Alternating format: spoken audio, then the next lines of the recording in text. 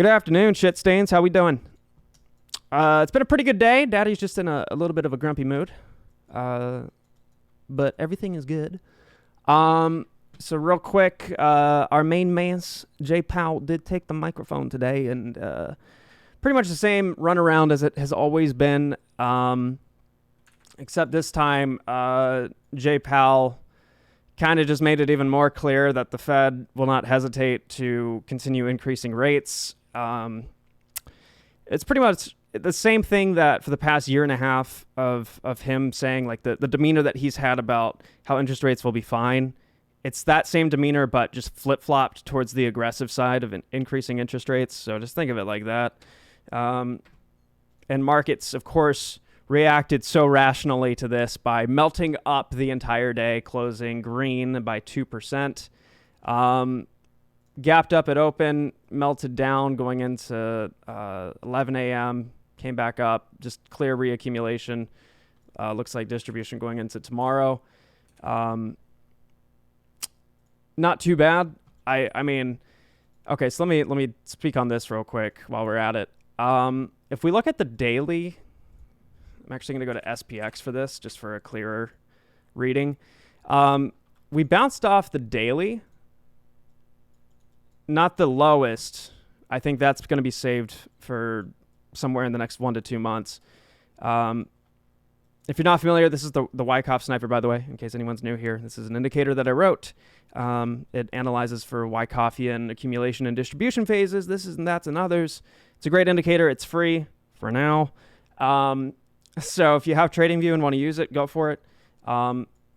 This all just indicates what the fuck is going on. What the fuck? What was that? That was weird. I'm sorry. I just saw everything flash red for a second. Okay. So the blue lines are where your springs would take place. So like your lowest lows before ascending back up. And your red lines are your UTADs or your upthrust after distribution phases. So the highest highs. We're looking at this on the daily of the SPX. And we bounced off the second to lowest on the daily. So that is like the nuts of the nuts in terms of lows. With the next one in line, I think that will be saved for later. But anytime we've had a huge correction, you'll see them typically bundle up like this and then go up. But it will tease along the way. And I think that's what we're seeing. So over the next 2 to 3 weeks, I could see us bouncing back up to around 440 or 450, and then get rejected and take that plummet down to the low 360s and 370s. And by the way, if you're not familiar with the SPX, the S&P 500, the equity indice that people will use is the SPY or SPY. So whatever the price of SPX is, just divide that by 10, and that gives you the price of SPY. So I think that we could be seeing some short covering just throughout the entire market, taking us back up here and then falling back down. Just wanted to get that out of the way. So other than that, though, on the 1 minute today, looks good for that lens if we're going to interpret this as a giant bounce back up. The in between, so on the 30 minute, gearing up to break out. That's definitely a spring in terms of Wyckoff stuff. So yeah, just some things to keep in mind. Let's go check out Amy real quick. Amy did great today. Up 10%. And let's see.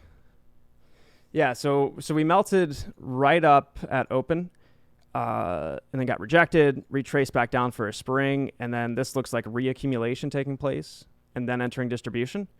I'm really bullish on tomorrow, and going into the rest of the next couple weeks.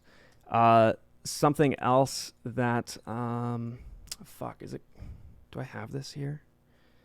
I took a bars pattern. Oh, fuck.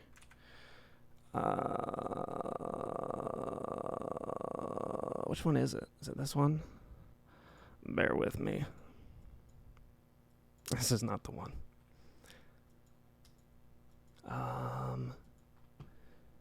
Okay, I'm just going to go back to the first one. So basically, the situation we have going right now is the same that happened in late March, where we had this triple cluster of accumulation taking place and then shooting through it.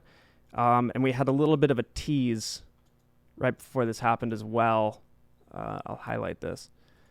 So we're going to see if the stochastic process of cycle theory can be worked out here. So we had the first fall through here, retraced about halfway up, and then melted up going into that cluster and then broke out. And that's exactly what we're seeing happening now, where this is where it fell through, rejected, meet the halfway point, and now we're starting to rub nuts with the breakout. So I'm liking the way this looks. If I use the Heiken Ashi candles, which just, if you're not familiar, helps visualize trends a lot easier. Same thing. Let me remove the everythings here. So the same concept here of having a line that you can kind of visualize right here, and we kind of tease along it and then eventually break out of it. Same thing. Tons of scribbles, blah, blah, blah, blah, blah, blah, blah. So this looks good. I'm really liking it. Going into tomorrow, I'm bullish. And of course, we have the classic ascending wedge pattern taking place. Jimbo, same thing. Let's go to the daily here. He's bouncing off of the accumulation trend lines here. And we got the breakout taking place at this little intersection. On top of that, I'm going to go back to Amy. There was one more important point to this. I'll just pull up the tweet. So I'm starting to do another process with the indicator. So if you take the trend of whatever the chart is doing, and then capture the linear regression line of, or really any line, any particular trend. This is a better image. So I extrapolated the dotted blue line, which is, think of it as like momentum for accumulation. And then I drew another line for the trend that we've had. And where they intersect is where you'll have some key event happen. Because the rate of change of the trend and the rate of change of linearly regressing in terms of the observed trend that we're watching, when those two intersect, that means that something is going to happen. It's like if you have an intersection and you got one guy going 30 miles an hour and another guy down here going 60, and the distance of the guy going 30 is 1 mile and the guy going 60 is a half a mile, then they would intersect at the same time at that intersection, given that the speeds remain constant. It's the same concept here. So I'm watching the speed of both of these happening, and where they intersect is where you would have an event happen.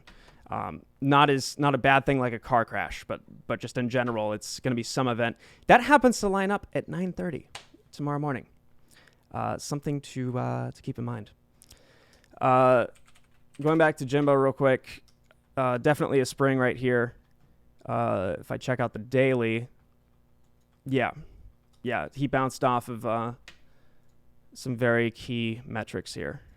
So I think he will be jumping back up. Worst case, you would see 51. If I were to extrapolate this a little bit, this is kind of the trend line that he would catch. So at whatever point in time, this is the key line that he would be looking for. BBIG, pretty much just more accumulation today. It was up 5%. They also announced that their dividend, known as TIDE, which is a crypto, if I recall correctly, will be valued at $10 per unit. And every 10 shares of BBIG that you have, you will get 1 share or 1 unit of TIDE as a dividend. But clearly accumulating. I mean, for the longest time, it's been sitting along here. This is the daily.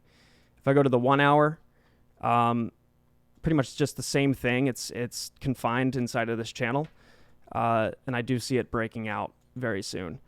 BRQS, I know some people have some interest in that. Not looking too good. It's still been stuck inside of accumulation, even on the daily. The breakout that it had from 15 cents all the way up to 46 didn't even hit the top band of accumulation. But the distribution line is coming down quickly. So as this begins to fall, this is kind of like the ceiling before everything breaks out. So that is something to consider. Body is another one. Nothing standing out here in particular. Well, I guess on the 1 hour, it is pushing through all of its accumulation bands. So that's a good sign. Tesla, pretty much just following the SPY. It is bouncing off of a very key accumulation band here, with the lowermost approaching very quickly. So we could see something take place. Vertical line. This intersection takes place on May 26th. So within the next couple weeks, we'll see if we get a spring and go up, or if it fucking shits the bed. ATER. ATER's another good one. The run that it had not too long ago didn't even break out of the distribution lines, so this is more accumulation. And I imagine something like this. On the daily, it was up 5% though, or 4.6%. Clear reaccumulation taking place. Spring after spring after spring after spring. A perfect reaccumulation schematic. And now playing out another as we speak. Can't think of any others. If you guys have any other stocks you want me to go over in the next update, please leave them in the comments. So other than that, Daddy's going to go rub one out and have a beer. So thank you all for watching. Go fuck yourselves and stay black.